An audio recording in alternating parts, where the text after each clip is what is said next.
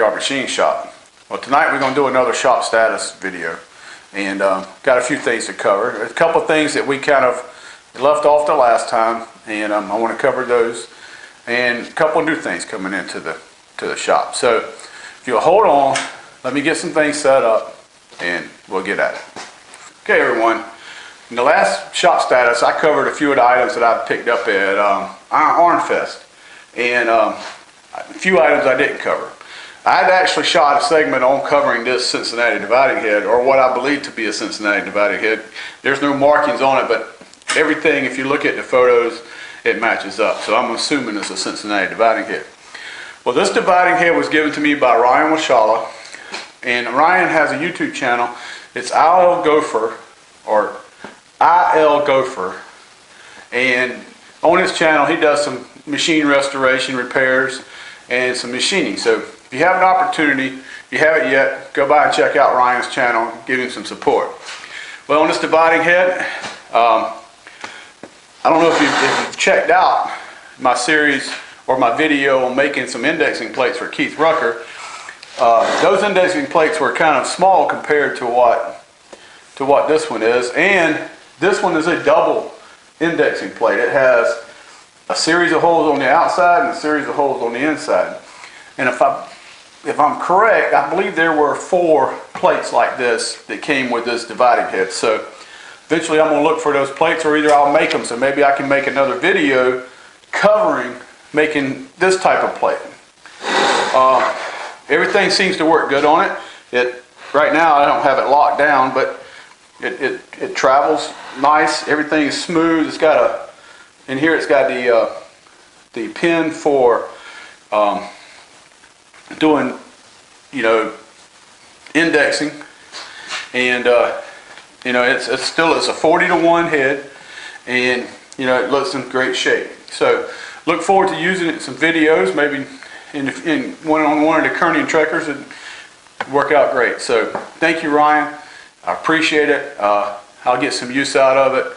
And I've got 2 smaller dividing heads, so I know you said this one was big for what you had. If you need one of the smaller ones, let me know, and I'll send it to you. So appreciate it, Ryan. I'm astounded at the generosity. So thank you. Okay, guys, another thing I picked up at Arnfest, actually on the way up to Arnfest, is this lantern tool post and these 4 Armstrong holders. And what I have here, I have a S21, which I assume means straight, because that's what it is. I have a number 2R, and a number 2L, which is a right hand and a left hand. And I guess I called this number out right.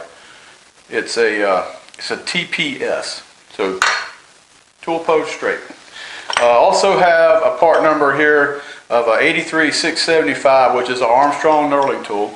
And I've been looking for one of these for a while. I have a good set of knurling wheels, and I really didn't have a good holder for them to use them, so now I have a holder. Appreciate it, Jack. Look forward to using these. These will probably be used on the Pratt & Whitney once it gets up and running. And we're going to be a little old school on that late. So really appreciate it. Look forward to using them. And hope we'll have them up in a video pretty soon. So thank you.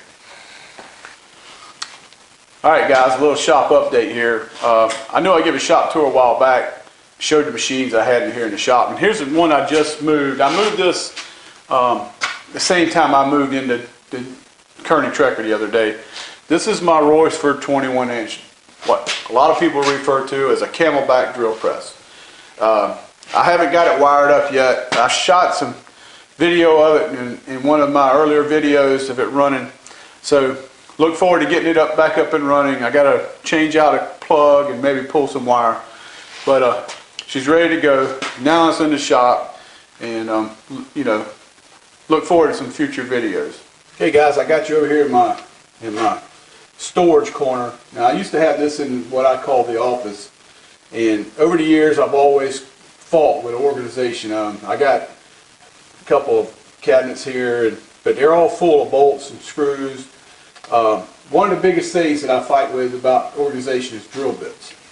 So over the past few months, I've been purchasing some Hewitt boxes. Now, I purchased these boxes at work, for work, and I loved them. So I went ahead and purchased some for myself. I found them on Amazon. Let's see, I think around $60 or so or less. And so I purchased them as I've gone. I'd actually had 3 of them for maybe 6 months. And the tap index, I have the fractional drills, the letter drills, and the wire size.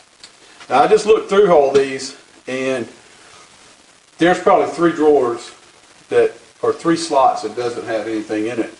Now I've spent a Saturday, I don't know, maybe 3 weeks ago, 2 weeks ago, I spent 5 hours out here sorting drill bits. I had them all over the place. I had them in containers and drawers, and you know, always trying to find the right size drill bit. You know, you had to go dig through everything. So now I went through, I've measured them. Ones that were marked were easy to, so they're in the proper drawers. If I need a number, I don't know, a number 30 drill, I'm open to number 30, and bam, 30 drill. So there's my organization method so far. I'm planning on expanding this and getting a nice cabinet, a nice shelf to hold them on. Right now I've just temporarily got it set up. I've got all my high-speed steel and carbide, cemented carbide sorted out, carbide drills, and then I've got the drill indexes. And over in this side I've got bolts and screws and springs and you name it, it's in there. And then I've got another cabinet back over here that holds the bigger stuff, like the big drill bits for Morse taper and things of that nature. I realize that this is probably, it's all shop made or homemade, or you know, a made up contraption to do a job. But the thing that I don't know about is this compound. Now, it's got a name, it's Gisholt, G-I-S-H-O-L-T maybe, I can't hardly make it out. And it's from Madison, so I'm assuming Madison, Wisconsin. Now, what I believe, what gets me about it is here in this compound, excuse me, you got the key code. Let's take it apart. We'll take the whole thing apart and kind of look at it. But maybe you guys out there might have seen something like this before, and you can tell me what it was used for and what it could be used for. So, take these bolts off. Now you look here, everything is spring loaded. We got some heavy springs in here and studs. And then you got a knurled surface on the bottom where I'm assuming holding something. There's no T-slot for a part, and like I said, I don't know what it might be used for. Now I'm cleaning it up as I go. It's pretty rusty. I can't remember where I picked this up at, but I have a feeling it's going to be useful around here because I think I know where I'm going to use it on. So let's continue to take this apart.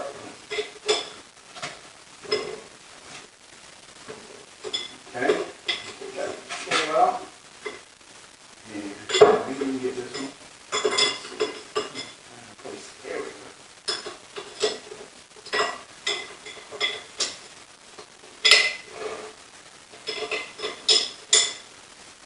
we go. Anyway, now we can turn it around. I got a little harnage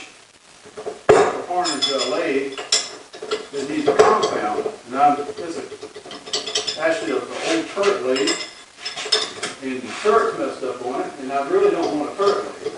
So I've been looking for a compound to adapt to it. This might just be the one.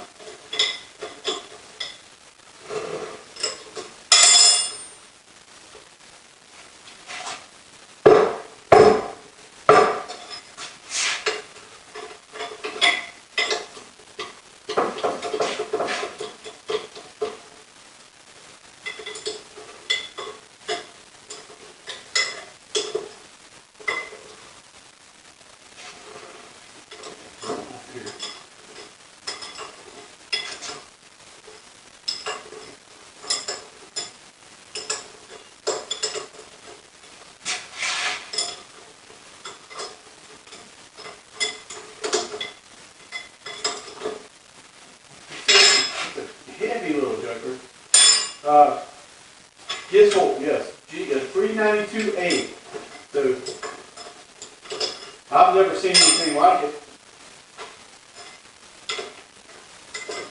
I would pick this big old monstrosity up.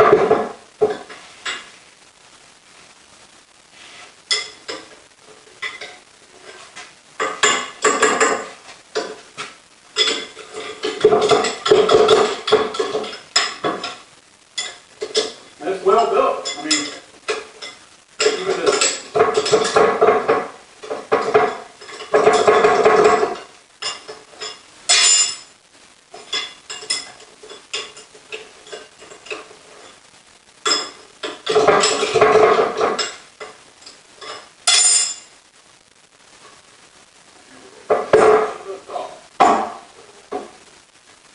So we got a, appears to be a base for it here. I don't know if it was homemade or if it's part of it.